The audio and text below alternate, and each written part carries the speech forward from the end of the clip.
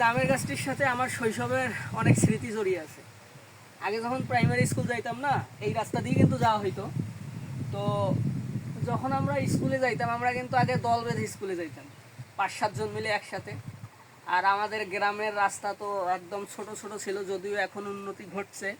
তো আগে আমরা যখন ওই যে জমিতে আইল যেগুলোকে বলি আর কি, আমাদের রাস্তা তো এত পরিমাণ ছোট ছিল, আমরা আইলের মধ্যে দিয়ে কিন্তু প্রাইমারি স্কুলে যাইতাম। তো 5-7 জন মিলে যখন যাই, যখন ছুটি হয় স্কুল, ছুটি হওয়ার পর আমরা সবাই মিলে এই মেশিনের পাড়ে এসে আগে গোসল করি। ঠিক আছে, এই মেশিন তখন থেকেই আছে, এখানে গোসল করি। দেন এই যে জামের গাছ, এই জামের গাছ থেকে জাম পাড়াইতাম আমরা। আর লুকোচুরি যখন খেলি, বিশেষ করে আমরা এলাকায়ও যখন লুকোচুরি খেলি, তারপরেও কিন্তু আমরা এই দিকে আসতাম এবং এই গাছের উপরে উঠতাম, আশেপাশে আমরা কিন্তু লুকাইতাম। তো সময় কেন জানি খুব তাড়াতাড়ি অতিবাহিত হয়ে যাচ্ছে। এই তো মনে হচ্ছে যে কিছুদিন আগেই এই বিষয়গুলো আমি ফেস করছিলাম। তো সত্যিই খুব তাড়াতাড়ি সময় কেটে যাচ্ছে।